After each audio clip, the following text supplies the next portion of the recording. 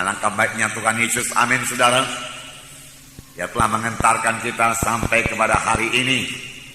Tuhan Yesus baik. Mari kita lebih mengenal lagi akan Tuhan Yesus dalam hidup kita.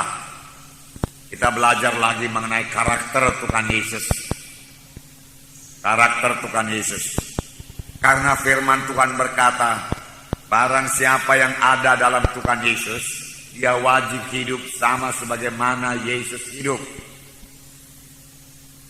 Masih banyak lagi dalam hidup kita yang perlu kita perbaiki supaya kita bisa hidup sama sebagaimana Tuhan Yesus hidup.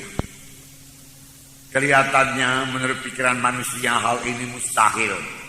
Tetapi Tuhan tidak akan meminta sesuatu yang tidak bisa kita penuhi di dalam hidup kita. Terlebih-lebih firman Tuhan berkata, sama sebagaimana dikatakan Paulus, hidupku ini bukannya aku lagi, tapi Yesus hidup dalam aku. Yesus hidup di dalam saudara. Yesus hidup dalam saya. Ada Roh Kudus dalam saudara, ada Roh Kudus dalam saya. Roh Kudus itu hidup, Roh Kudus itu berkuasa. Dan firman Tuhan berkata, Roh Kudus akan memimpinkan kita kepada segala kebenaran. Roh Kudus akan menuntun kita. Roh Kudus akan menyanggupkan saudara untuk menolak semua dosa. Roh Kudus akan memperingatkan saudara, menerangkan kepada saudara mana dosa, mana sifat-sifat yang tidak berkenan kepada Tuhan, mana kesombongan kita, kemalasan kita, segala sesuatu yang tidak berkenan kepada Tuhan diterangkan semua oleh Roh Kudus kepada kita kalau kita mau dengar-dengaran kepada Roh Kudus. Dan yang perlu bagi kita yaitu mematuhi Roh Kudus. Niscaya hidup kita berubah, damai dan sejahtera. Jadi dengan berdiamnya Roh Kudus dalam kita, maka apa yang dikatakan Tuhan Yesus memang tidak terjadi sekaligus. Tuhan Yesus pernah berkata kepada murid-muridnya, hendaklah kamu sempurna sama sebagaimana Bapamu yang di sorga sempurna adanya. Tuhan Yesus sudah hidup tanpa dosa di dunia ini. Bukan berarti ia tidak dicobai. Ia dicobai. Bahkan setelah berpuasa 40 hari 40 malam dia dicobai. Tapi dia tidak jatuh kepada dosa. Dia tetap berkemenangan. Firman Tuhan berkata, dia dicobai, dia ditantang, dia dicela, dia dihina, dia difitnah. Tapi dalam semuanya itu Tuhan Yesus tidak berbuat dosa. Tidak berbuat dosa. Tuhan Yesus minta kita juga tidak berbuat dosa. Barang siapa yang ada dalam Yesus, dia wajib hidup sama sebagaimana Tuhan Yesus hidup. Sama sebagaimana Tuhan Yesus hidup. Sebenarnya bukan hanya hidup, kita juga perlu melayani sama sebagaimana Yesus melayani. Yesus melayani, membawa firman Tuhan dan membawa kuasa Tuhan. Yang menyembuhkan yang sakit, yang mengusir setan. Siapakah sekarang yang dipakai Tuhan untuk melaksanakan hal ini? Tidak lain daripada gerejanya, yaitu saudara dan saya. Tidak ada alat Tuhan yang lain. Tuhan telah menyerahkan pelayanan tersebut kepada gerejanya yang sangat dia kasihi, yang telah ditebusnya dengan harga yang mahal, dengan darahnya yang mahal, yaitu kita ini membawa berita Injil. Kita ini memperkenalkan Tuhan Yesus kepada jiwa-jiwa yang belum mengenal Tuhan Yesus. Kita inilah yang dipakai Tuhan untuk menyatakan kuasa Tuhan yang belum berubah itu. Kita inilah, saudara dan saya, yang dipakai Tuhan untuk berdoa bagi orang sakit, lalu orang itu akan sembuh. Kita inilah yang dipakai Tuhan untuk meletakkan tangan seorang sakit, lalu orang itu akan sembuh. Kita inilah yang dipakai Tuhan untuk mengusirkan setan di dalam nama Yesus, dan setan mesti pergi di dalam nama Yesus. Amin, saudara. Jadi kita lah yang dipakai Tuhan. Tidak ada Tuhan yang lain. Terlebih pada akhir zaman ini, di mana Tuhan mau menyelesaikan pekerjaannya. Itu berarti dia akan menyelamatkan banyak-banyak jiwa-jiwa. Injil Tuhan akan dikabarkan lebih gencar lagi, lebih hebat lagi. Sehingga banyak jiwa-jiwa diselamatkan. Gereja-gereja dibangunkan. Terutama bukan gedungnya yang dibangunkan. Orang-orangnya yang dibangunkan. Anak-anak Tuhan yang dibangunkan. Bertambah teguh. hatinya, bertambah teguh batinnya untuk mengikut Tuhan. Tidak mudah digoda setan, tidak mudah dibimbangkan oleh busuk itu, tetapi teguh mengikut Tuhan. Nah, saudara yang kasih dalam nama Yesus, semua ini bisa kita laksanakan karena Yesus di dalam saudara, Yesus dalam kita. Amin, saudara. Jadi Tuhan Yesus ada dalam saudara. Sadarilah itu selalu. Roh Kudus dalam saudara. Sadarilah itu. Sadarilah itu. Bahkan firman Tuhan, kobarkanlah karunia-karunia Roh Kudus yang ada padamu. Sebenarnya Tuhan telah memberikan karunia-karunia Roh Kudus juga kepada kita. Tetapi banyak di antara anak Tuhan tidak mengobarkannya. Bahkan dia tidak tahu, dia tidak menunjukkannya. Mari masuk dalam pelayanan. Saudara melihat orang sakit, saudara begitu mengasihi dia, sehingga hati saudara tergerak oleh belas kasihan. Dan saudara kemudian berdoa kepada Tuhan, Tuhan tolonglah Tuhan, sembuhkan orang ini Tuhan. Tuhan, apakah aku bisa meletakkan tangan pada orang ini Tuhan? Tuhan pimpin aku, Tuhan urapi aku, Tuhan aku akan bertindak dalam nama Yesus. Nah, saudara mulai meletakkan tangan dalam nama Yesus, terima kesembuhan. Dan tiba-tiba saudara melihat orang itu sembuh. Nah, saudaraku, karunia menyembuhkan berlaku atas saudara. Peliharalah itu. Belajar untuk kalian lainnya. Karena Roh Kudus yang diberikan Tuhan kepada kita tidak bekerja terus-menerus. Tidak bekerja terus-menerus. Hanya buat keadaan-keadaan yang penting saja.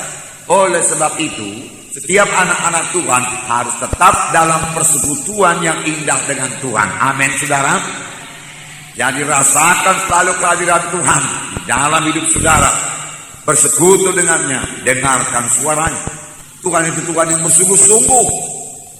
Oleh sebab itu, kalau memang Tuhan dalam kita, semuanya kita kerjakan dengan sungguh-sungguh. Kita melayani dengan bersungguh-sungguh. Kita berdoa dengan bersungguh-sungguh. Kita mengasihi dengan bersungguh-sungguh. Kita mengampuni dengan bersungguh-sungguh. Amin, saudara. Hanya kehendak daging saja, saudaraku, yang menahan kita untuk bersungguh-sungguh. Sebenarnya, saudaraku, lebih keberkatan, sangat enak bersungguh-sungguh daripada menghayal-menghayal atau separuh-separuh hati, saudaraku. Ya, bersungguh-sungguh, bersungguh-sungguh, bersungguh-sungguh. Nah, Tuhan Yesus bersungguh-sungguh dalam melaksanakan kehendak Bapanya. Tuhan Yesus berkata dalam Yohanes 4 ayat 34, saya membacakan kepada saudara bagaimana kesungguhan hati Tuhan Yesus. Yohanes 4 ayat 34. Kata Yesus kepada mereka, makananku ialah melakukan kehendak Dia yang mengutus aku dan menyelesaikan pekerjaannya. Sini dikatakan, makananku ialah melakukan kehendak Dia yang mengutus aku dan menyelesaikan pekerjaannya. Murid-murid membawa makanan kepada Tuhan Yesus. Tapi Tuhan Yesus perlu mengerjakan pekerjaan Tuhan. Dia kerjakan lebih dahulu pekerjaan Tuhan. Sehingga dia berkata, makananku yaitu mengerjakan pekerjaan Bapakku yang mengutus aku. Dia sangat sungguh-sungguh bekerja. Bahkan sampai jauh-jauh malam dia mendoakan orang yang sakit. Dia menyembuhkan yang sakit. Sampai ibunya dan saudara-saudaranya berkata, dia sudah tidak waras lagi.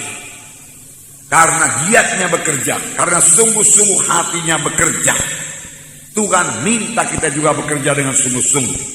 Dalam Roma 12 ayat 11. Roma 12 ayat 11. Di sini dikatakan, Roma 12 ayat 11. Janganlah hendaknya kerajinanmu kendor, biarlah rohmu menyala-nyala dan layanilah Tuhan.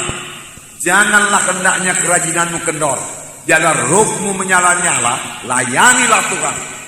Di dalam hati kita ini ada semangat yang menyala-nyala untuk melayani Tuhan. Tanpa semangat yang menyala-nyala, dengan mudah kita akan menyerah dalam pekerjaan Tuhan ini. Karena pada waktu kita mulai melayani Tuhan, di situ setan mulai menaruh semua halangan-halangan supaya kita mundur daripada pelayanan. Sebenarnya kalau kita bertekun dan mohon kuasa Tuhan dan bersandar kepada Tuhan, kita pasti sanggup mengatasi semua halangan-halangan yang ditaruh setan, hingga kita menang dalam pelayanan dan sampai pada maksud Tuhan. Dan itu adalah hal yang paling indah dalam hidup ini. sampai kepada kehendak dan maksud Tuhan. Dalam 1 Korintus 15 ayat 58 saya membacakan kepada saudara 1 Korintus 15 yang mengatakan kita harus giat dalam pekerjaan Tuhan. 1 Korintus 15 ayat 58. Karena itu saudara-saudara yang kekasih, berdirilah teguh, jangan goyah, dan giatlah selalu dalam pekerjaan Tuhan. Sebab kamu tahu bahwa dalam persekutuan dengan Tuhan, jerih payahmu tidak sia-sia. Yang pertama diminta Tuhan di sini, berdirilah teguh. Berdirilah teguh. Apapun gangguan-gangguan setan, berdiri teguh. Jangan mau dibujuk-bujuk setan. Berdiri teguh. Kemudian dikatakan, jangan goyah. Dan giatlah selalu dalam pekerjaan Tuhan. Giat selalu bergiat, selalu bersungguh-sungguh dalam pekerjaan Tuhan. Apakah itu pekerjaan memberitakan firman Tuhan kepada satu orang saja? Bersungguh-sungguh. Apakah itu mengunjungi? Bersungguh-sungguh. Apakah itu berdoa? Bersungguh-sungguh. Apakah itu mengampuni? Bersungguh-sungguh. Bersungguh-sungguh. Apakah itu memberi? Juga bersungguh-sungguh. Sebab kamu tahu bahwa dalam persekutuanmu dengan Tuhan, jerih payahmu tidak sia-sia. Jerih payah kita tidak sia-sia. Amin, saudara. Ya, jerih payah kita tidak sia-sia. Nah, marilah kita miliki kesungguhan hati. Sekaligus kesungguhan hati sungguh-sungguh membawa anak-anak Tuhan kepada keberhasilan di dalam dunia ini. Tidak ada yang berhasil kalau bekerja separuh-separuh hati, bermalas-malas. Tidak ada yang berhasil dalam pekerjaan Tuhan kalau semangatnya hanya semangat yang suam-suam saja, tidak panas, tidak dingin. Bahkan firman Tuhan berkata, aku muntahkan engkau, Tuhan berkata. Mari bersemangat buat Tuhan, mari bersungguh-sungguh buat Tuhan. Amin, saudara. Roh Kudus bisa menguatkan saudara. Yang kedua yang telah kita pelajari waktu itu, yaitu kemurahan hati Tuhan Yesus. Yesus adalah Tuhan yang murah hati. Ya, sangat pemurah. Adakah kita pemurah? Adakah saudara pemurah? Pemurah berarti tidak pelit, tidak celit, tidak kikir. Pemurah. Tuhan suka orang pemurah. Dan Tuhan selalu memberkati orang yang murah hati. Firman Tuhan berkata, orang yang murah hati akan dikaruniai dengan limpahnya. Saudara, pembawaan manusia lama tidak murah hati. Pembawaan manusia lama mau menumpuk bagi diri sendiri. Tidak peduli orang lain. Apakah itu menumpukkan uang atau menumpukkan kekayaan dan lain sebagainya. Payah mengulurkan tangan kepada orang yang membutuhkan. Dia tidak murah hati, menyebabkan tidak keberkatan. Marilah kita menjadi orang yang murah hati. Apa yang kita peringati pada hari Natal? Yaitu Yohanes 3:16. Karena demikian Allah mengasihi isi dunia ini sehingga dikaruniakannya anaknya yang tunggal itu. Dan barang siapa yang percaya kepada yang tidak binasa, melainkan beroleh hidup yang kekal. Anak Allah yang tunggal, yang bersama-sama dengan Bapa, yang tidak pernah berpisah dengan Bapa, selalu bersama-sama Bapa dari kekal yang lalu sampai kekal yang akan datang. Kecuali pada waktu Tuhan sudah datang ke dunia ini, berpisah dengan Bapanya, sampai Tuhan berteriak, Eloi, Eloi lama sabatani. Bapa, mengapa kau tinggalkan aku? Bapa memberikan pemberian yang paling mahal, yang paling indah, yang paling dia sayangi, yang paling intim dengan dia, untuk keselamatan saudara-saudara dan saya, untuk memberkati saudara-saudara dan saya, untuk membawa saudara-saudara dan saya, seluruh manusia ini kepada hidup yang kekal, untuk mengubahkan hidup saudara dan saya, supaya semua kita menjadi kejadian yang baru. Mari jangan sia-siakan apa yang telah disediakan Tuhan bagi kita ini. Semua kita harus berubah. Terima kegenapan firman Tuhan di dalam hidup saudara. Bisa berubah. Mari jadi anak-anak terang sungguh-sungguh, yang hidup kita mempermuliakan Tuhan, yang hidup murah hati di hadapan Tuhan. Roma 8 ayat 32 mengatakan, kalau Tuhan tidak menyayangkan anaknya yang tunggal itu, masa akan dia menahankan apa-apa lagi daripada kita. Roma tidak menyayangkan anaknya sendiri, tetapi yang menyerahkannya bagi kita semua. Bagaimanakah mungkin Dia tidak mengaruniakan segala sesuatu kepada kita bersama-sama dengan Dia? Tuhan Bapa di sorga telah memberikan Tuhan Yesus kepada saudara-saudara, dan saudara sekarang memiliki Tuhan Yesus, memiliki keselamatan, memiliki hidup yang kekal. Ayo saudara, memiliki iman. Saudara, semua dimulai dari iman. Lihat saudara diberkati Tuhan. Sungguh-sungguh dengarkan suara Tuhan apa yang harus saudara perbuat, saudara.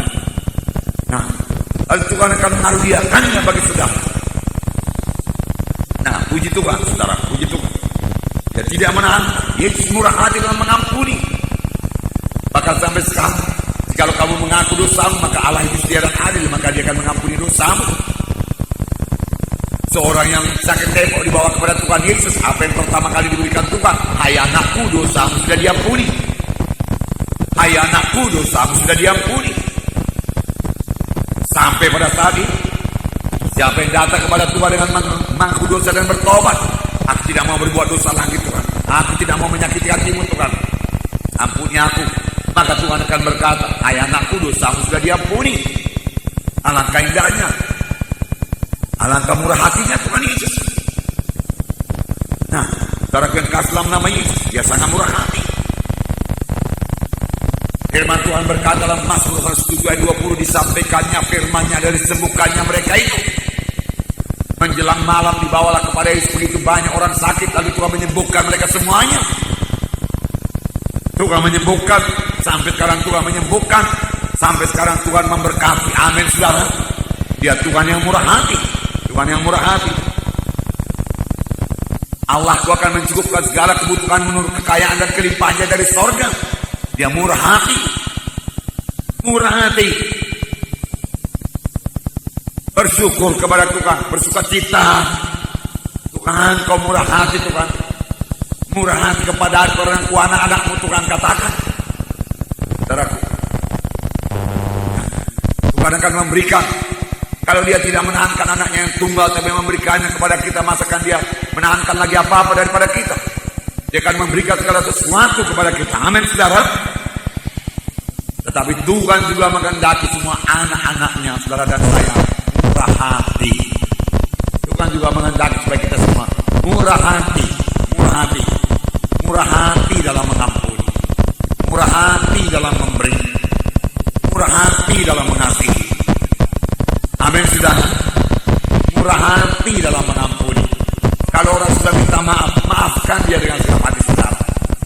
Murah hati dalam mengasihi, murah hati dalam memberi. Firman Tuhan berkata, hendaklah kamu murah hati sama seperti Bapamu di surga murah hati adanya. Hendaklah kamu murah hati sama sebagaimana Bapamu di surga murah hati adanya. Murah hati, hati yang pemurah dikaruniai dengan limpah. Murah hati. Kemudian saudaraku, kerendahan hati Tuhan Yesus. Yang ketiga sudah kita baca juga, sudah kita pelajari juga, kita dengarkan firman Tuhan pada hari Natal. Rendahan hati Tuhan Yesus. Tuhan Yesus rendah hati. Rendah hati adalah lawan daripada sombong. Tuhan sangat membenci kesombongan. Allah melawan orang yang sombong. Firman Tuhan berkata, ada yang sombong karena kekayaannya, hartanya. Ada yang sombong karena kesanggupannya. Boleh jadi pengertian intelektualnya terlalu tinggi, lebih daripada yang lain. Dia menyombongkan hal tersebut. Tuhan tetap melawan orang yang sombong. Dia merasa aku lebih daripada yang lain. Bahkan dia sampai kepada satu tempat di mana dia berkata, aku bisa berdiri sendiri, aku gak perlu Tuhan. Itulah yang sangat dibenci Tuhan. Itulah yang menyebabkan Lucifer jatuh, ditolak oleh Tuhan. Kenapa? Karena sombong. Sombong. Karena sombong sangat dibenci Tuhan, saudara. Dengarkan baik-baik. Karena sombong sangat dibenci Tuhan, maka kerendahan hati sangat dihargakan Tuhan. Amin saudara. Kerendahan hati itu mendahului semua karakter-karakter yang lain yang sangat berkenan kepada Tuhan. Kerendahan hati. Tuhan Yesus pernah berkata, belajarlah kepadaku, lihatlah aku, bagaimana aku rendah hati. Aku lembut hati, aku rendah hati, maka kamu akan mendapat sentosa bagi jiwamu. Matius 11 ayat 29. Pikulah aku yang kupasang dan belajarlah kepadaku, karena aku lembut hati dan rendah hati. Karena aku lembut hati dan rendah hati. Jangan keras hati, jangan keras hati. Itu hanya menutup berkat saudara, menutup Roh Kudus memimpinkan saudara, membuat kita tidak mendengar suara Roh Kudus. Dan jiwamu akan mendapat ketenangan, sebab kuk yang kupasang itu enak dan bebanku ringan. Belajarlah kepadaku karena aku rendah hati dan lembut hati. Boleh jadi di lain hari kita akan melihat karakter Yesus lembut hati, bagaimana pula itu. Tapi yang sudah kita lihat yaitu mengenai rendah hati, kerendahan hati Tuhan Yesus. Kerendahan hati Tuhan Yesus. Jauh-jauh sebelumnya saudaraku, Nabi Mika telah mengatakan mengenai rendah hati. Di dalam Mika pasal 6 ayat 8. Mika pasal 6 ayat 8. Hai manusia, telah diberitahukan kepadamu apa yang baik, dan apakah yang dituntut Tuhan daripadamu? Selain berlaku adil, mencintai kesetiaan, dan hidup dengan rendah hati di hadapan Allahmu. Apakah yang dituntut Tuhan daripadamu? Apakah yang diminta Tuhan daripada kita sekalian? Di sini dikatakan berlaku adil, mencintai kesetiaan, dan hidup dengan rendah hati. Hidup dengan rendah hati sangat disukai Tuhan.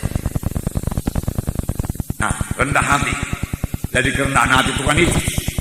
Nah, firman Tuhan juga berkata bahwasanya kita harus merendahkan diri di hadapan Allah. Yakobus pasal 4 ayat 10. Yakobus pasal 4 ayat 10. Saya membacakan pada saudara. Rendahkanlah dirimu di hadapan Tuhan, dan Ia akan meninggikan kamu. Bukan menjadi tinggi hati. Ia akan mempermuliakan saudara. Ia akan memberkati saudara. Jika saudara penuh dengan damai dan sejahtera daripada Tuhan, rendahkanlah dirimu di hadapan Tuhan, dan Ia akan meninggikan kamu. Ia akan meninggikan kamu. Kemudian 1 Petrus 5 ayat 5. Sini dikatakan 1 Petrus 5 ayat 5. Demikian jugalah kamu, hai orang-orang muda, tunduklah kepada orang-orang yang tua. Dan kamu semua rendahkanlah dirimu orang terhadap yang lain, sebab Allah menentang orang yang congkak, tapi mengasihi orang yang rendah hati.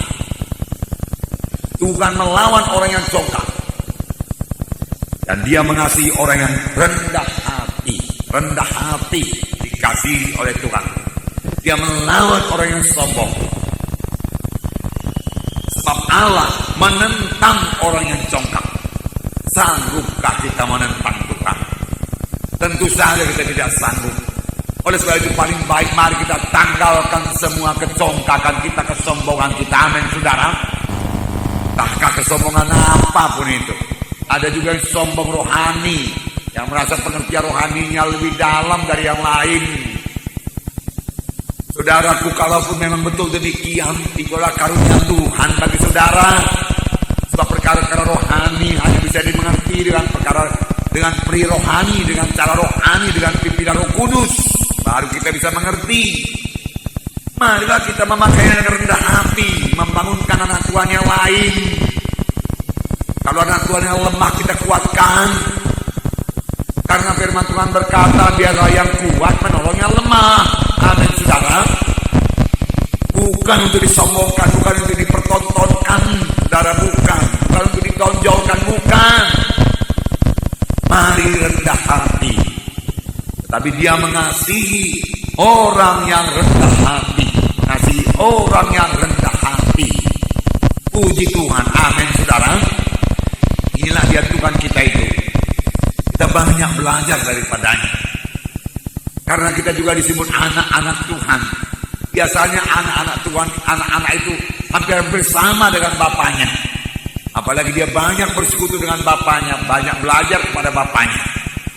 Demikian juga kita dengan Bapa di sorga. Amin, saudaraku.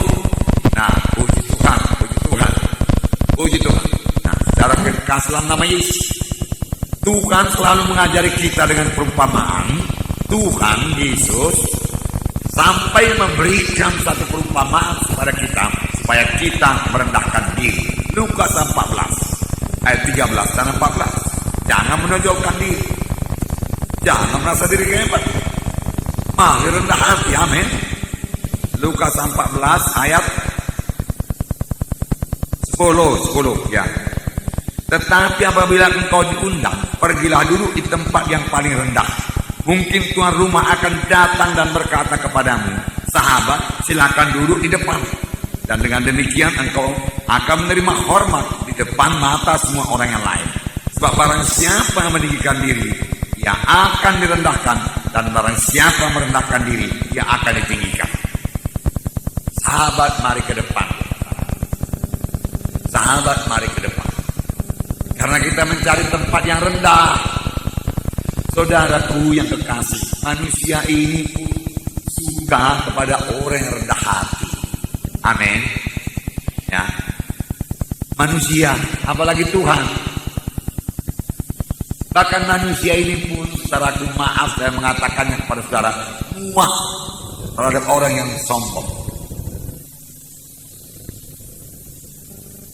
Marilah kita rendah hati. Amin, saudaraku. Ya.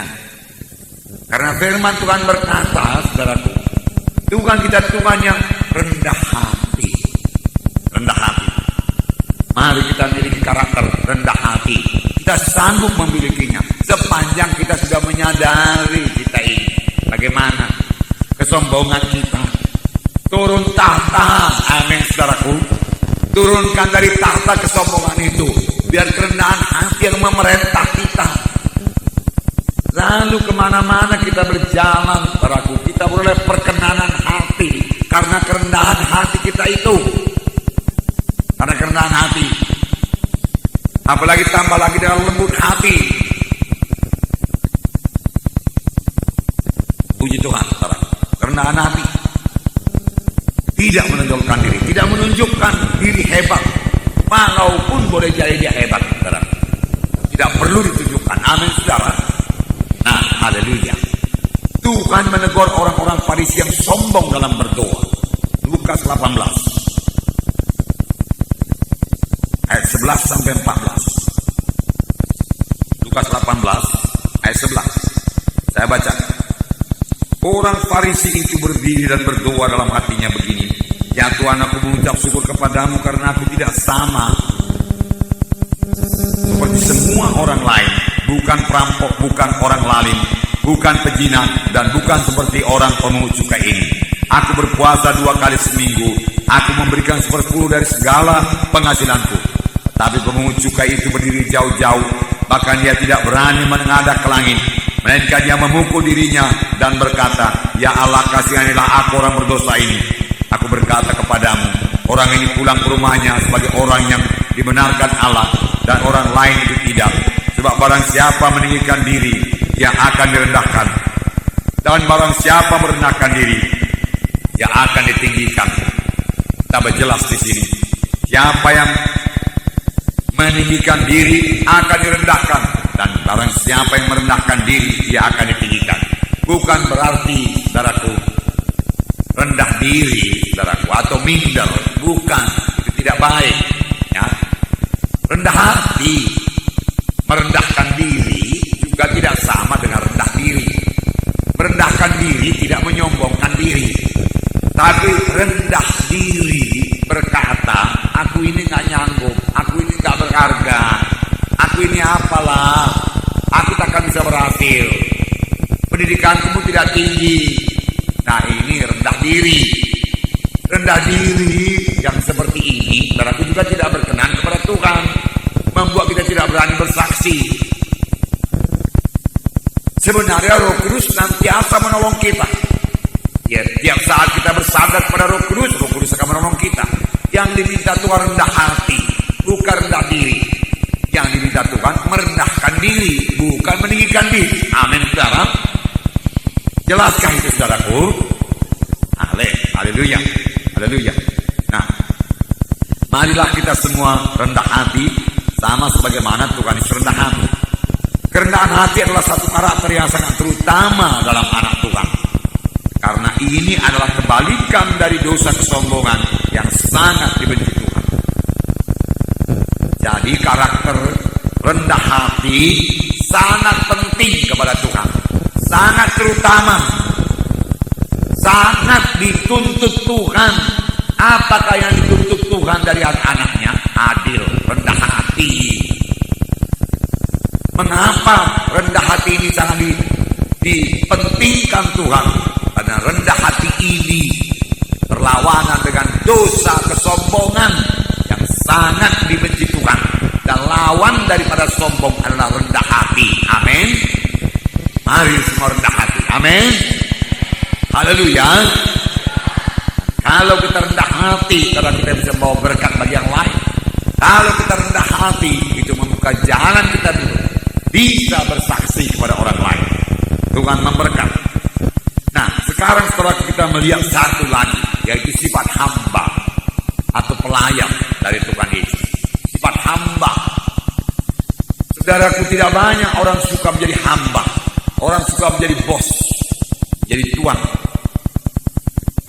Tetapi sebenarnya Tuhan pun, kalau dia anak Tuhan, saudara, manajer pun, saudaraku, dia bisa punya roh pelayan. Roh pelayan. Sedangkan Tuhan Yesus, Raja segala raja, memiliki roh pelayan. Dia suka melayani. Sampai dia berkata, anak manusia datang bukan untuk dilayani, melainkan untuk melayani. Untuk melayani. Jadi kita juga perlu memiliki sifat hamba. Hamba. Saudaraku, perlu saya terangkan kepada saudara, hamba pada zaman Tuhan Yesus tidak sama dengan pelayan, ya, pembantu rumah tangga, nggak sama. Pada zaman Tuhan Yesus, hamba itu adalah seorang yang dibeli. Hamba sahaya, tidak punya hak apa-apa. Yang ada hanya patuh pada tuannya. Bahkan kalau tuannya mau mengganti namanya, boleh ganti nama. Dia kehilangan hak. Dan kalau tuannya tidak suka dia lagi, tuannya bisa menjual dia di pasar. Ya, di pasar pada waktu itu. Nah, memang pasarnya bukan macam pasar swalayan, tapi banyak barang-barang dijual. Yang kebutuhan sehari-hari, makanan, minuman, aku dijual di pasar. Termasuk satu lagi, budak. Yang sekarang tidak ada lagi. Budak yaitu orang, manusia dijual di pasar sana. Jualan.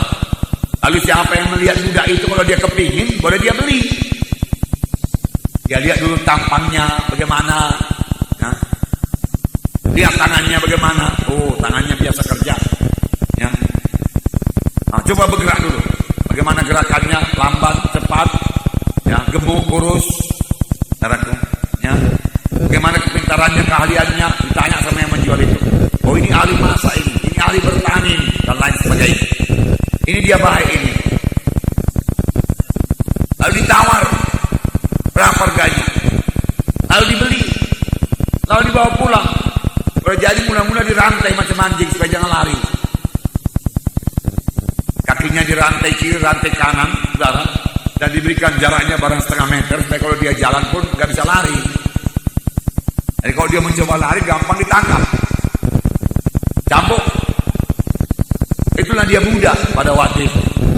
Sama sebagaimana Yusuf dijual ke tanah Mesir sebagai budak, lalu menjadi hamba di rumah Potifar.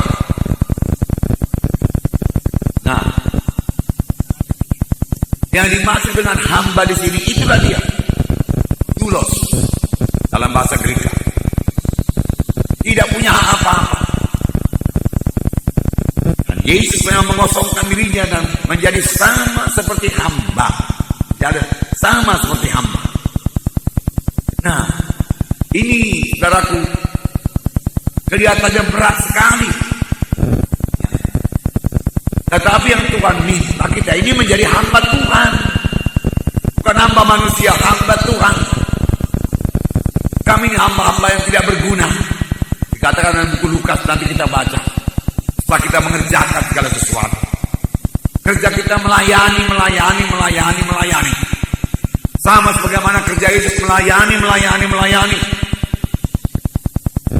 Nah, dalam Yesaya 42 ayat 1, Nabi Yesaya telah menubuatkan mengenai Tuhan Yesus. Yesaya 42 ayat 1. Saya membacakan pada saudara. 42 ayat 1. Lihat, itu hambaku yang kupegang, orang pilihanku, yang kepadanya aku berkenan. Aku telah menaruh rohku ke atasnya, supaya ia menyatakan hukum pada bangsa-bangsa. Lihat, itu hambaku yang kupegang,